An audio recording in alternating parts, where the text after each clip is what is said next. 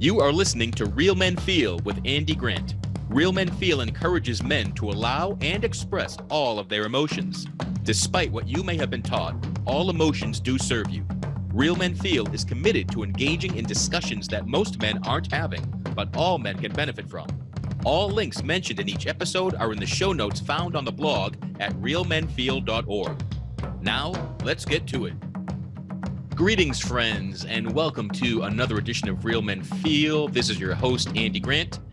And welcome to a new season, Season 6 of Real Men Feel. And welcome to a new year for all of us. Happy 2020 to you.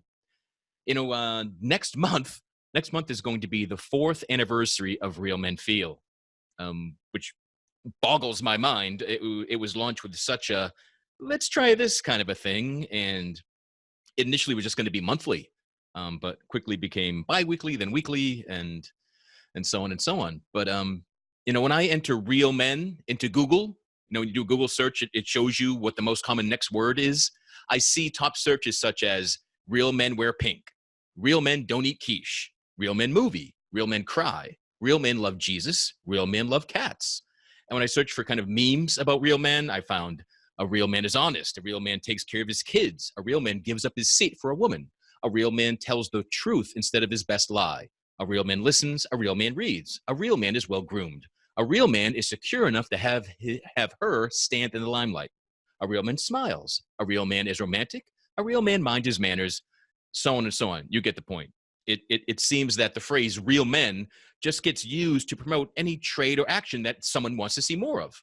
And, you know, Real Men Feel was founded to encourage men to allow for and express all of their emotions, right?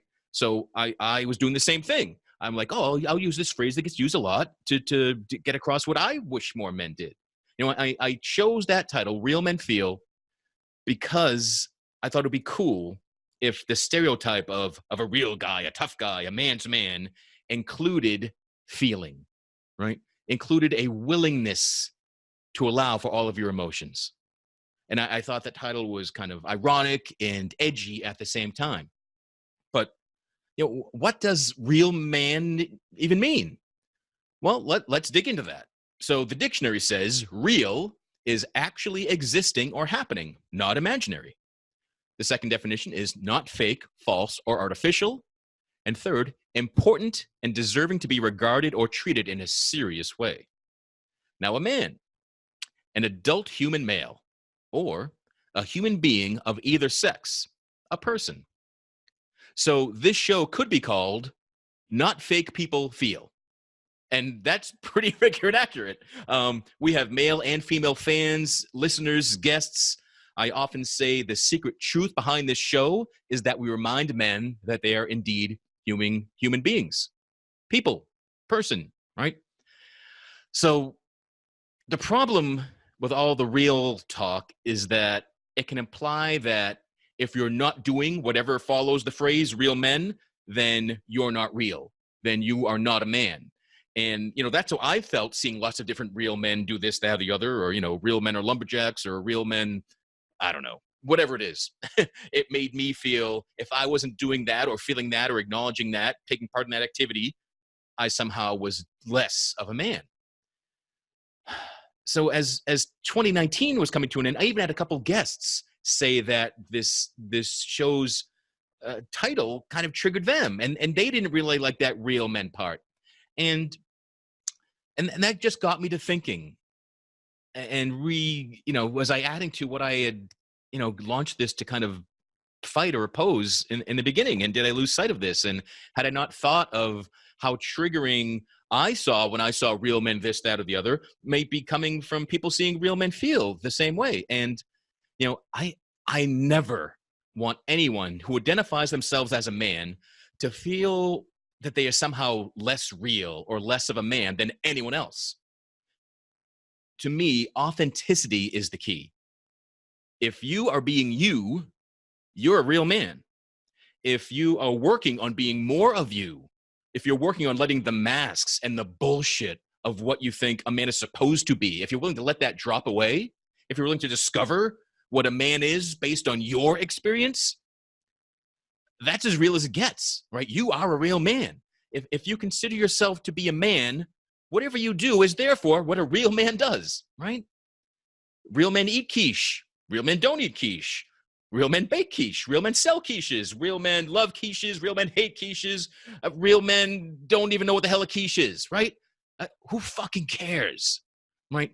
Be real to your heart. Be real to your soul. Find what's authentic because it's what makes you feel good, right?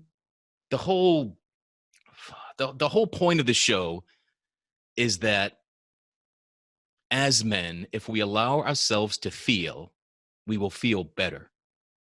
Even if what you're feeling is gross and horrible, allowing yourself to feel it, you'll get through it quicker, right? Emotions are something that is part of every human being. And as a man, you're still a human being. And every emotion can serve you. I believe every emotion does serve you.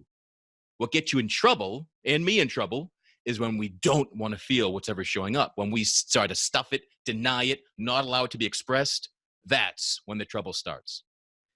If you, like me, have ever questioned whether or not you're a man, whether or not you're a genuine man, whether or not you're a real man or a tough guy or a man's man, whatever the frickin' adjective before man is, that's as real as it gets. And I commend you on asking those questions. The only one that can answer them is you, right? That's where the authenticity comes in. That's when your own experience of living life comes in and matters, right? What aspects of life have you feeling your best? What aspects of life having you feeling the most masculine energy you can or want to, right? So in an effort to account for people being put off by yet another title that says real men do this, that, or the other, I've updated the logo just a bit. So the real part is kind of like struck through. It's like crossed out. And it's subtle. People might not even notice it, and that's fine. It's much more of an energy thing for me. And because I realized I may have made yet another example of something I didn't want more of, another label, another subgroup, another category, something that separates people instead of bringing them together. Right? Real Men Feel. It's coming on 4 years, and it could be called All Men Feel. It could be called Men Feel. It could be called Feel, right? But I'm not going to totally rebrand and get new domains and all that kind of stuff. So still calling it Real Men Feel, but I'm just trying to get across what the real is nebulous. It always has been, right? Just feel. So if Real Men Feel attracts you in, great. If Real Men Feel triggers you, you don't ever listen to the show, well, then you're not hearing this, and you're not hearing my explanation. So screw it. I'm just talking to myself on this show, and that's fine. That really is fine. But from a starting point of really just winging it with a friend of mine, Appio Hunter, almost 4 years ago, with an intention of doing it once a month and then quickly becoming bi-weekly and then weekly. From episode 1 to now, I think this is show 163. I'm damn fucking proud of the show and everything it's allowed me to experience and grow through, and my willingness to share it with you, what I've been experiencing and going through. And that's something I couldn't own for a long time. But yeah, I like doing this. I like what I hear from people. I like that it's having a positive impact on people. I'm proud of how many guests have become friends of mine, how many of my friends have been willing to become guests. I'm proud of the quality of episodes. I believe that 2019 has seen some of the best conversations I've ever taken part of, let alone in a podcast or in sort of an interview setting, but conversations that have an impact on my life have been amazing. And they've been captured and shared with the world. And that's really the goal behind this.